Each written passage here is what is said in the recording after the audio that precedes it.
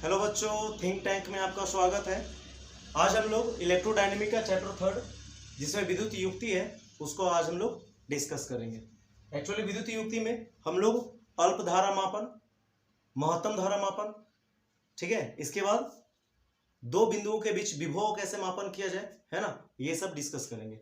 इसके बाद आपको ये भी पढ़ना है कि गैल्वेनोमीटर से कैसे ए मीटर बनाया जाता है, उससे कैसे वोल्ट मीटर बनाया जाता है, या वोल्ट मीटर को ए मीटर में कैसे बदलेंगे, या फिर ए मीटर को वोल्ट मीटर या गैल्वेनोमीटर में कैसे बदलेंगे, वो सारा आपको आज सीखना है। इसके बाद हम लोग देखेंगे कि वोल्ट मीटर के कैसे पावर को बढ़ाया जा सकता है और घटाया भी जा सकता है। ठीक है, चलिए तो आज शुरू करते हैं आज का टॉपिक गैल्वेनोमीटर। एक्चुअली यदि इसको एक्सप्लेन करने को बोले तो क्या बोलेंगे हम, क्या बोलेंगे? एक ऐसी विद्युत युक्ति जिसके द्वारा क्या किया जाता है, अल्प धारा का मापन किया जाता है, क्या कहलाता है? गैल्वेनोमीटर। ठीक है, अब इसका सिद्धांत नॉर्मली समझिए कैसे काम करता है। तो समझो, नॉर्मली हम लोग करंट देखना होता है कि पास कर रहा है या नहीं कर रहा है, या फिर कितना अमाउंट है उसका, तो उसके लिए क्या करते हैं, या फिर वोल्टेज चेक करना है तो क्या देखते हैं, हमारे घर में स्टेबलाइजर होता है ना। जैसे ही लाइन आता है तो आपका वोल्टेज का कांटा क्या होगा, ऊपर उठ जाएगा, है ना, जैसे ही करंट पास करेगा। ठीक उसी प्रकार से ये गैल्वेनोमीटर भी काम करता है। इसमें एक कुंडली होती है, उसमें जितना विक्षेप उत्पन्न होगा उतना ही वहां पे धारा का मान भी होगा, यानी कि उस कुंडली में होने वाला विक्षेप जो है उस धारा के समानुपाती होती है। तो ये कैसे काम करता है, इसका क्या बनावट होता है, इसके बारे में हम लोग इसमें डिस्कस करेंगे। ठीक है, तो देखिए गैल्वेनोमीटर को पहले एक्सप्लेन कर लिए कि वह विद्युत युक्ति जिसके द्वारा क्या होता है, अल्प धारा का मापन होता है। इसके बाद सिद्धांत क्या, तो इसको ना सिद्धांत समझने से पहले इसका बनावट समझना जरूरी है। इसको हम बनाने से पहले आप दो स्ट्रॉन्ग चुंबक जो कि कॉनकेव शेप में, अवतल आकार के रूप में हम लोग ले लेते हैं ना, इसके बीच में एक कुंडली व्यवस्थित करते हैं। वो कुंडली कैसा होता है, कैसा होता है, तो एल्युमिनियम फ्रेम के ऊपर, एल्युमिनियम फ्रेम के ऊपर तांबे के तार को लपेटकर इस कुंडली को बनाते हैं। ठीक है, जो एक फॉस्फर ब्रॉन्ज के तार से जुड़ा होता है, और इसमें आपका लैंप स्केल व्यवस्थित होता है कि एक्चुअली दर्पण होता है ना। इस दर्पण में आपका स्केल के साथ ही कनेक्टेड होता है। जैसे ही यहाँ पे विक्षेप उत्पन्न होगा ना, जैसे ही कुंडली घूमेगा वैसे ही आपका ये स्केल भी क्या हो जाएगा, डेविएट हो जाएगा, जिससे हम लोग धारा का मापन कर सकते हैं। ठीक है, तो इसका सिद्धांत हम क्या बोलेंगे, जब दो चुंबक के बीच किसी कुंडली को व्यवस्थित किया जाता है तो यह कुंडली एक बल को अनुभव करता है। एक्चुअली एक बल दो सिरों पर, दोनों सिरों पर बल अनुभव करता है, इस सिरे पर भी और इस सिरे पर भी। एक पर ऊपर दिशा में बल लगता है और एक पर नीचे दिशा में बल लगता है, जिससे एक टॉर्क को फील करता है, वॉल्यूम को अनुभव करता है, जिसके कारण ये क्या होगा, ये आपका रोटेट करेगा। और इसी विक्षेप से हम लोग अज्ञात धाराओं क्या करते हैं, माप लेते हैं। ठीक है, तो जनरली इसका बनावट कुछ खास नहीं है। एक एल्युमिनियम फ्रेम के ऊपर तांबे के तार को लपेटते हैं, ठीक है, जिससे इस कुंडली का निर्माण होता है, उसको स्ट्रॉन्ग मैग्नेट के बीच व्यवस्थित कर देते हैं। इसके ऊपर एक फॉस्फर ब्रॉन्ज का तार होता है, क्या होता है, फॉस्फर ब्रॉन्ज का तार होता है ना, जिससे हम लैंप स्केल को कनेक्ट कर देते हैं। लैंप स्केल क्या है, लैंप स्केल एक दर्पण होता है जिसमें हम लोग एक डिटेक्टर लगाते हैं, संसूचक एक डिटेक्टर लगाते हैं। डिटेक्टर वो घर वाला ध्यान रखिएगा, ये जो लाइन आता है तो वोल्टेज नहीं दिखेगा, उसका कांटा ऊपर उठ जाता है, तो वही आपका डिटेक्टर होता है ना। जैसे ही करंट इसमें पास करेगा ना, जैसे ही ये डेविएट होगा वैसे ही ये सूचक चिन्ह कहाँ हो जाता है, ऊपर उठ जाता है। इसको हम लोग किसके साथ कनेक्ट करते हैं, तो टॉर्जन हेड से कनेक्ट करेंगे। एक्चुअली एक शीर्ष होता है, इसके साथ फिर हम यहाँ पे जिसका भी, जिस परिपथ में भी हमको धारा मापन करना है उसका कनेक्शन यहाँ पे कर देते हैं। ठीक है, ये नॉर्मल बनावट हो गया। कार्यविधि समझ लीजिए, जब यहाँ से विद्युत धारा प्रवाहित होगा, है ना, ऐसे प्रवाहित होगा। ठीक है, तो फ्लेमिंग के नियम के हिसाब से एक बल कहाँ, ऊपर की ओर, और दूसरा बल कहाँ, नीचे की ओर काम करता है, जिससे ये कुंडली विक्षेपित होती है। अब देखिए इसका मतलब है कि यहाँ पे एक बल लगेगा, है ना, किस कारण से, धारा और चुंबक के संयुक्त प्रभाव से। तो देखिए एक कुंडली ऐसे घूमती है, एक इधर की ओर और एक इधर की ओर, किस प्रभाव से, चुंबकीय बल के कारण से। तो चुंबकीय क्षेत्र से हम चुंबकीय बल भी निकाल लेंगे, है ना, I/L होता है। एक्चुअली आप विद्युत क्षेत्र पढ़े होंगे, F/Q, सेम उसी बेस पे है। यहाँ पे Q आवेश के कारण होता है, यहाँ पे ध्रुव प्राबल्य के कारण से होता है, जिसको कहीं कहीं पे M और कहीं कहीं पे P इससे भी डिनोट किया जाता है ना। तो हम जनरली I/L ले लिए, इससे हमको बल का मान मिल गया, ये बराबर क्या मिल गया, I/L क्या, B। सेम यहाँ भी बल वही रहेगा, I/L क्या, B। अब देखिए घूमने के लिए टॉर्क लगाना जरूरी है, बिना टॉर्क के हम इसको घुमा नहीं सकते हैं, दोनों सिरों पर बल लगता है, इस सिरे पर भी क्या और इस सिरे पर भी।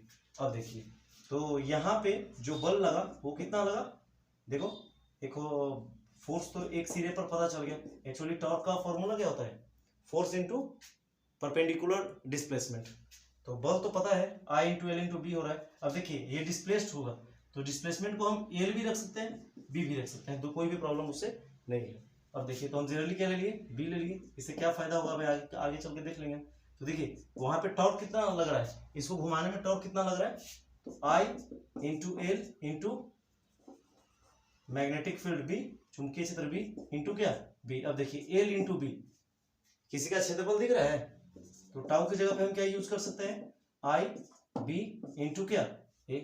अब ये सिंगल कॉइल के साथ कनेक्शन है, मतलब ये जो तार इस पे लपेटे हैं एक फेरा के साथ हमारा टॉर्क कितना कम कर रहे हैं, I/B इंटू A। यदि हम n बार इसको लपेटे हैं, मतलब कई बार तंबे के तार को लपेटे हैं, तो हमारा फाइनल टॉर्क क्या होगा, n into I into B into क्या A। कोई दिक्कत है यहाँ तक। इसके बाद देखिए जब हम किसी चीज को घुमाएंगे, मान लीजिए हम इसको घुमाएं ऐसे, इसको हम ऐसे घुमाएं, ठीक है, तो घुमाने के बाद ये देखिएगा दोबारा अपने जगह पे आ जाता है। यानी कि जब भी कुंडली घूमती है तो घूमने के बाद इस तार के द्वारा, फॉस्फोर ब्राउन्स के तार के द्वारा दोबारा क्या होता है, उस पर रीस्टोरिंग टॉर्क काम करता है।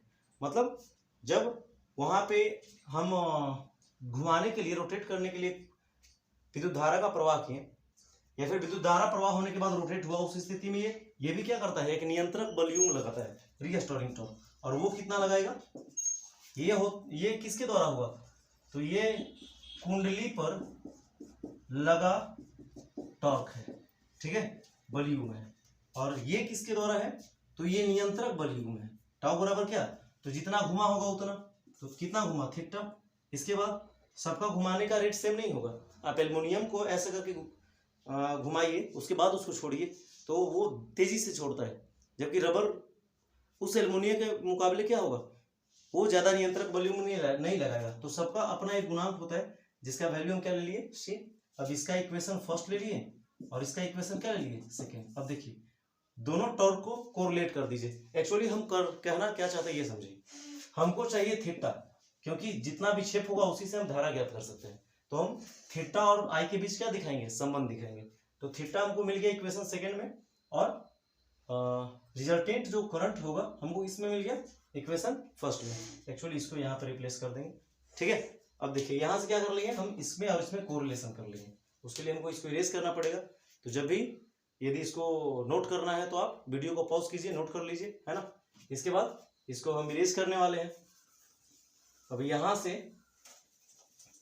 यहाँ से जब आप कोरिलेट कीजिएगा,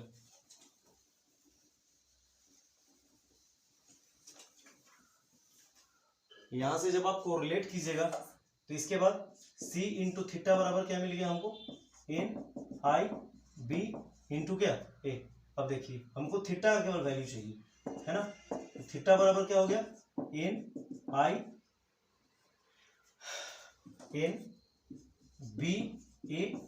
ये तीनों का, ये सब का सब क्या है, एक नियतांक मान है, इंटू क्या I। मतलब थीटा का सीधा संबंध किसके साथ है। अब देखिए समानुपाती हटाते तो जब समानुपाती हटाए तो एक नियतांक मान आया था। तो जब नियतांक मान है तो इसको रिप्लेस करके हम इसके जगह पे केवल I लिख सकते हैं। जब समानुपाती हटेगा तो ये आ सकता है ना। यानी कि ये जो है एक नियतांक है, जिसको बोलते हैं हम लोग क्या, गैल्वेनोमीटर नियतांक। क्या बोलेंगे, गैल्वेनोमीटर नियतांक। इसका मतलब है इसका मतलब है कि कुंडली में जितना विक्षेप उत्पन्न होगा उतना ही हम क्या करेंगे, उतना ही वहां पे एम्पियर, ये जो स्केल है हमारा डिटेक्टर है, उसमें भी विक्षेपण होगा। यानी कि थीटा जो है वो किसके समानुपाती है, आई के। यानी कि किसी भी कुंडली में उत्पन्न विक्षेप उसमें प्रवाहित धारा के समानुपाती होगा। मतलब जितना विक्षेप उत्पन्न होगा उतना ही वहां पे धारा भी होगा। तो हमारा एक सवाल ये भी है कि गैल्वेनोमीटर से तो हम अल्प धारा माप रहे थे, तो यदि धारा का मान बढ़ जाए उस स्थिति में क्या होगा। ठीक है, ये भी तो प्रश्न हो सकता है ना। तो आगे हम लोग डिस्कस करेंगे कि उसको बचाने के लिए भी हम एक उपाय करते हैं, है ना। सबसे पहले गैल्वेनोमीटर से जो भी प्रश्न बनेगा उसको हम लोग करते चलेंगे। यहाँ तक कोई डाउट है? तो यहाँ पे एक रिजल्ट मिल गया, थीटा प्रोपोर्शनल क्या आई। एक और सवाल पूछता है कि आखिर बताइए विक्षेप कितना होगा। अब विक्षेप तो नहीं बताए, तो जब लैंप स्केल में आइएगा ना, तो लैंप स्केल में देखिए एक प्रॉपर स्केल का यूज किया हुआ होता है। ऐसे एक स्केल यूज करेगा, ठीक है। और देखिए यहाँ पे हमारा विक्षेपक होता है, मतलब वो जो एरो, ये डिटेक्टर, ठीक है। अब मान लीजिए ये डी दूरी तक विक्षेपित हुआ कुंडली के घूमने के बाद, है ना, जिसका डिस्टेंस जो है वो मिरर से, यहाँ पे पहले ही बताए थे, यहाँ पे एक दर्पण का प्रयोग किया हुआ होता है ना। अब देखिए यहाँ पे हमारा दर्पण है। अब इसको हम थीटा कोण पे घुमाएंगे। तो 10th क्लास में भी ये पढ़ाया गया था कि जब किसी दर्पण को थीटा कोण पे घुमाते हैं तो उसका इमेज जो है वो 2 थीटा कोण पे घूम जाता है। कितना पे घूम जाता है? 2 थीटा पे। अब इसका यूज करके हम विक्षेपक, यहाँ पे कुंडली में कितना विक्षेप हो रहा है ये ज्ञात कर लेंगे, ठीक है। अब देखिए तो यहाँ पे थीटा कोण पे घुमा तो ये कितना पे घूम गया? 2 थीटा पे। अब देखिए तो डी और डी के बीच संबंध दिखाइए। तो 2 थीटा बराबर क्या हो गया मेरा? D by D. आप tan के रिस्पेक्ट में भी बना सकते हो, तो tan थीटा का वैल्यू इतना छोटा है कि उसके जगह पे हम रिप्लेस करके क्या केवल थीटा लिख सकते हैं। तो थीटा बराबर क्या होगा मेरा? D by 2d। कोई दिक्कत? तो यहाँ से हमारा विक्षेप कितना होगा कुंडली में ये भी ज्ञात कर सकते हैं, ठीक है। तो इसके बाद हम नेक्स्ट वीडियो में इसको बचाने के लिए क्या उपाय करते हैं या गैल्वेनोमीटर से और क्या क्या प्रश्न हो सकता है उसके बारे में हम लोग डिस्कस करेंगे, ठीक है। चलिए, तो इतना आज के लिए काफ़ी है। मिलते हैं फिर अगले क्लास में। धन्यवाद।